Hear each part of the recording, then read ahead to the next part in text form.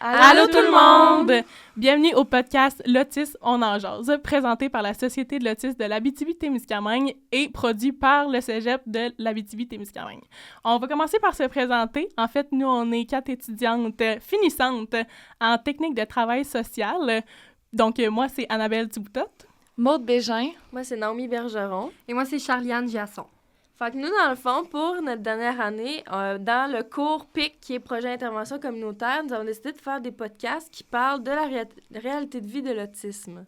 Oui, dans le fond, on veut réaliser 4 épisodes, puis on veut que le premier épisode soit diffusé le 2 avril parce que c'est la Journée internationale de l'autisme. Puis le mois d'avril en tant que tel, c'est le mois de sensibilisation pour l'autisme. Donc, on va mettre un épisode à chaque semaine. Donc, restez à l'affût, puis bonne écoute. Merci.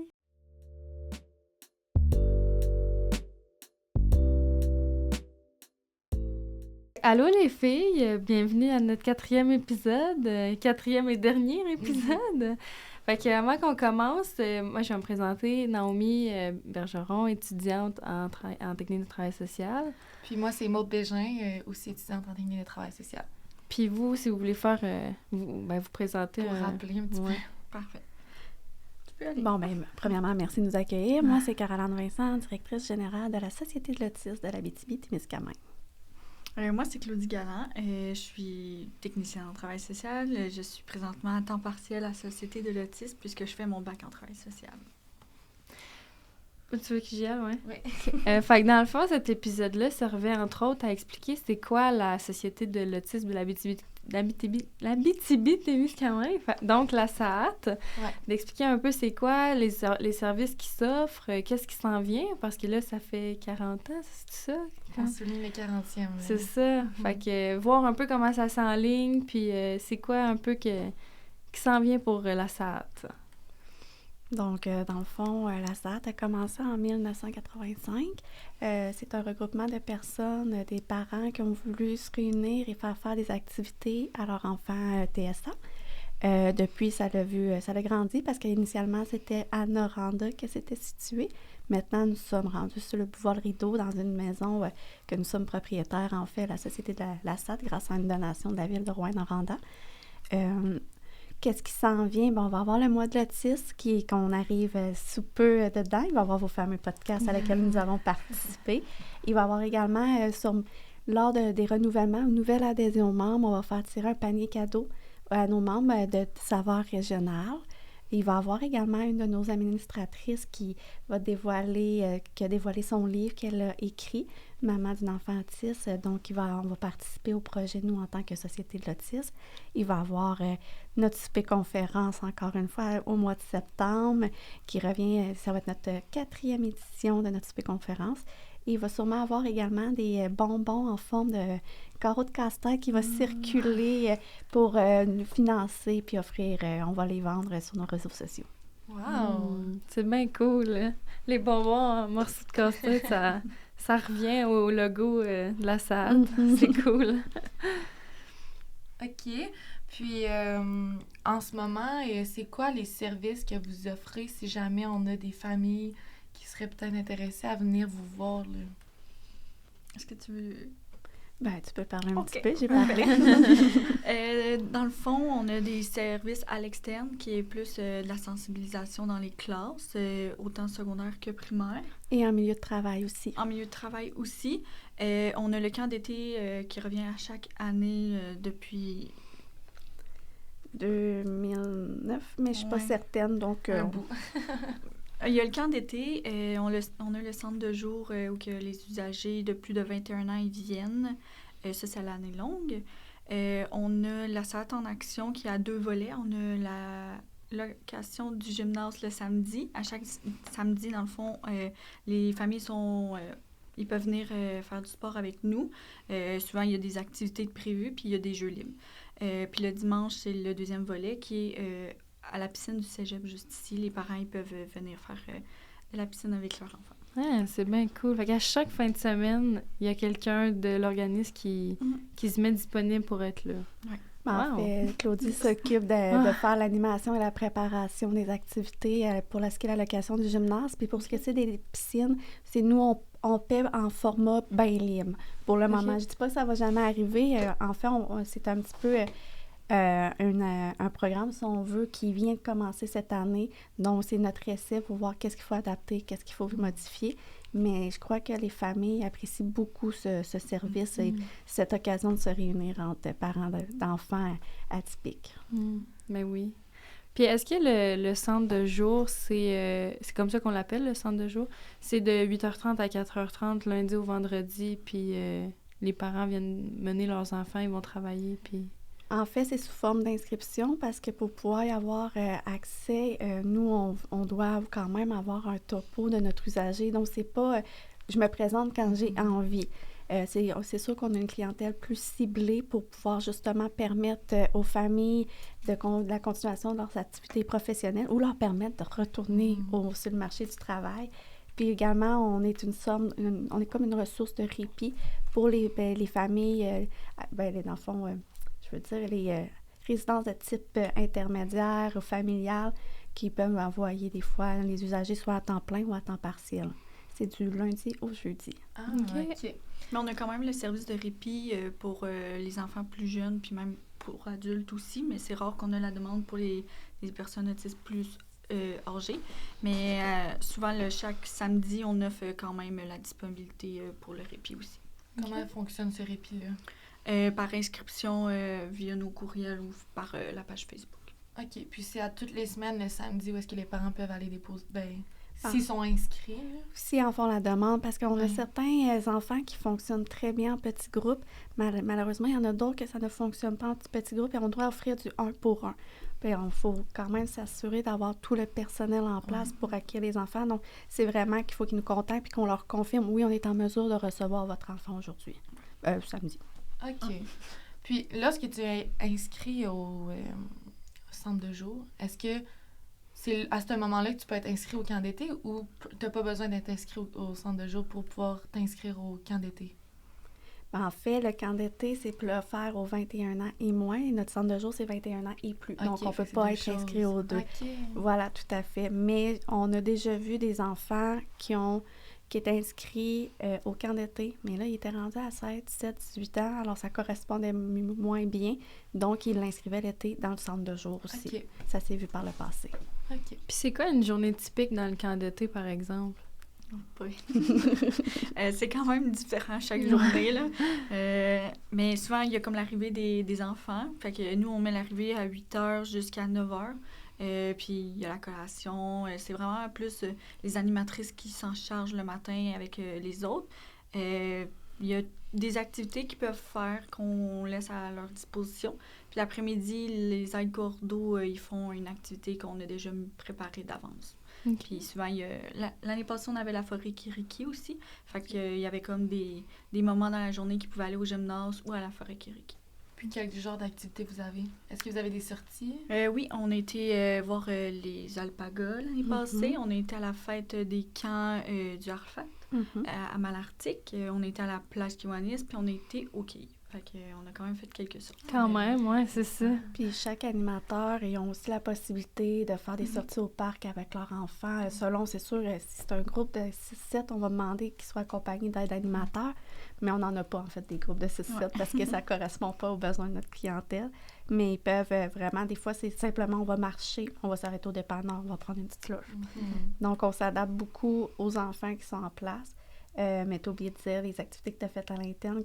Maintenant, c'était un voyage dans l'espace. On avait des projecteurs de la galaxie. Ils sont revenus plusieurs fois durant lequel ils nous ont été demandés parce que ça vient chercher un aspect sensoriel de l'enfant. Puis, est-ce que vous pouvez nous expliquer un peu le centre de jour ressemble à quoi? C'est comme une maison ou... Oui, ben dans le fond, on est dans une maison vraiment... comme une maison comme chez nous, là. Puis il y a juste pas une cuisine totalement complète, mais ça s'en vient. Dans le fond, les usagers, eux, sont souvent dans le salon. Il y a la salle Snowzelen aussi, que c'est plus une salle de repos.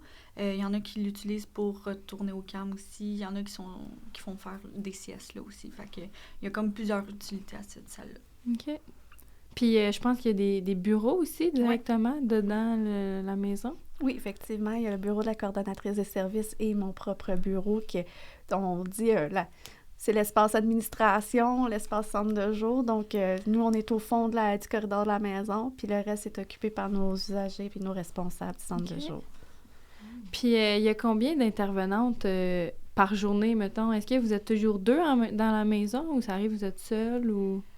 On essaie d'être 2 la majorité du temps, mais on est 3 responsables, fait qu'on s'alterne on est 2 qui s'alternent à temps partiel, fait qu'on essaie tout le temps d'être 2 présentes par journée. Généralement, on essaie d'avoir un ratio de un responsable pour 3 usagers. Donc, c'est sûr que généralement, ils sont toujours 2 parce que nous avons plus que 3 usagers la plupart du temps dans nos murs. C'est une question de sécurité aussi. Donc, on a 2 intervenants sur le plancher, puis il y a moi et ma coordonnatrice que nous sommes là aussi à temps plein pour venir en aide en cas de besoin. OK. Puis, il y a combien de... Vous appelez ça des participants? C'est ça? Les personnes autistes qui viennent au centre de jour, vous les appelez comment? Des usagers. Les usagers. OK. Fait il y a combien d'usagers, mettons, par journée environ dans la maison? On a une capacité maximale de 6 usagers, compte tenu de nos limites physiques, parce que c'est quand même une petite maison. Donc, 6, c'est beaucoup, 6 usagers pour l'emplacement. Alors, on essaie d'y aller avec des horaires variables pour satisfaire à l'ensemble des demandes. OK. OK. Puis, en ce moment, si jamais il y a des personnes qui sont intéressées, des familles, quelles sont les étapes qu'ils ont besoin de suivre pour pouvoir s'inscrire et avoir accès à vos services? En fait, c'est pas tout dépend de quel type de service qu'ils recherchent, mais ne serait-ce qu'une famille qui va avoir accès à notre camp estival, on demande une adhésion famille. Donc, c'est une adhésion annuelle. Une fois par année, j'envoie les formulaires à compléter avec une cotisation de 25 $ une seule fois par année. Puis ça donne accès à l'ensemble de nos services. OK. C'est bien, ça coûte pas vraiment cher pour faire partie de ces services-là. Ouais. Est-ce que ça fait le tour un peu des services que vous avez offerts? Est-ce qu'il y en a d'autres qu'on n'a pas vraiment... Bien, en fait, on a un service de prêt de matériel adapté. On a des jeux pour aller chercher l'acquisition de certaines compétences, socialisation, la motricité fine, motricité globale. Nous avons également une bibliothèque dédiée sur l'autisme que nous prêtons à notre clientèle. Nous avons des groupes de discussion. Actuellement, nous sommes sur 2 groupes à Val-d'Or que ma coordonnatrice s'occupe. On a aussi celui à Rouen qu'on est en train de relancer. Donc, voilà un bref. Je suis sûre j'en oublie encore. Des fois, on fait des activités dédiées aux familles. Par exemple, le printemps passé, on est allé à Refuge Pajot. Donc, le Refuge Pajot était dédié seulement à notre clientèle. Donc, les familles pouvaient y aller. Puis, si l'enfant voulait être couché par terre, il va être couché par terre. Sinon, on est allé cueillir des citrouilles aussi à l'automne. Donc, on essaie de défendre. Puis aussi, on prend part des positions au niveau, par exemple, la scolarisation des personnes autistes. On est sur plusieurs comités de travail. On est sur le comité de travail aussi de la Semaine québécoise pour les personnes handicapées. Donc, on essaie de toucher à toutes les sphères qui est de la personne autiste et sa fratrie. Mais c'est vraiment intéressant. Oui, puis pour une personne à l'extérieur en ce moment qui aimerait ça s'impliquer, où est-ce qu'il peut s'impliquer auprès de votre organisme? On a encore une place dans notre conseil d'administration. Sinon, ça peut nous aider à déployer nos ailes dans d'autres secteurs de la région parce qu'on est quand même une mission régionale, mais on est 4 à 5 personnes. Mettons, on va dire 3 personnes temps plein et 2 personnes en temps partiel. Donc, on a quand même des limites sur notre champ d'action. Donc, s'ils veulent nous aider, nous impliquer pour pouvoir offrir un plus grand service dans son secteur, on est toujours preneur. Parfait. Puis, tantôt, on a parlé que ça faisait les 40 ans de la SAT. Puis, est-ce que vous avez fait quelque chose en particulier pour ça? Qu'est-ce qui s'en vient pour ces 40 ans-là? Bien, on est en train de, comme je vous ai dit, on a le dévoilement d'un livre d'une de nos administratrices qui va être fait. Donc, on va faire un événement sensiblement pour ça ici. Il va y avoir les jujubes qui vont être faits également. Puis, ça va arriver. On veut faire aussi des présences ponctuelles lors de certaines activités pour faire parler de nous. OK. Bon. Ben, il y a des beaux projets qui s'en viennent pour les 40 ans de la SAT. Oui. Puis, est-ce que vous aviez des choses que vous vouliez mettre de l'avant à propos de votre organisme, les services, faire la promotion de quoi que ce soit? Ben, en fait, mettre de l'avant, c'est plus justement notre mission régionale. Nous travaillons en partenariat. On est très partenaire avec Vie Autonome, qui est à Rome-Val-d'Or. Donc, moi, c'est ce que je recherche, pouvoir développer dans le fond, notre expertise à grandeur de la région. On est en train de refaire toutes nos orientations stratégiques pour voir ce que la région a vraiment besoin. Donc, on est dans des gros travaux à la Société de l'autisme à l'interne. Et on va avoir également une cuisine bientôt, qu'on va pouvoir justement faire des meilleures activités de cuisine, des ateliers cuisine qui vont pouvoir être offerts à notre clientèle. Puis en ce moment, est-ce que vous avez un site Internet pour les gens? Oui, nous avons un site Internet, mais il est en travaux. OK. Il y a une chose de sûre avec la société, on est en changement. Ouais. Donc, on a beaucoup de plateformes qu'on est en train de revisiter. Moi, je vous conseillerais d'aller voir plus notre page Facebook. C'est là-dessus qu'on roule majoritairement. Mais le site web va être bientôt pouvoir être présenté, si on veut. En tout cas, j'espère.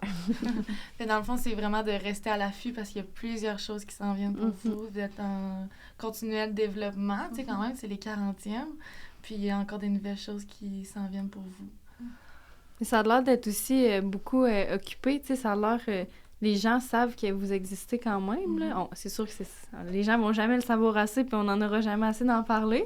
Mais tu sais, si vous avez déjà des personnes, c'est déjà bon que la SAAD soit connue. Puis on espère que le podcast va pouvoir aussi servir à ce que la SAAD soit encore plus connue. Je suis sûre que ça va faire une différence. Bon, ben, je pense que c'est ce qui va conclure la petite capsule qu'on avait à faire pour faire connaître vos services puis votre organisme un petit peu plus en profondeur. Donc, si vous n'aviez pas d'autres choses à rajouter, ben, ça serait le moment de vous remercier d'avoir participé à ces épisodes-là.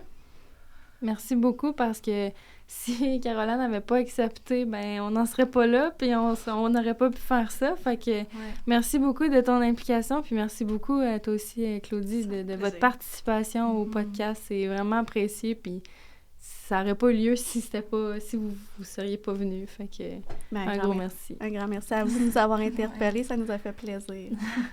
Merci.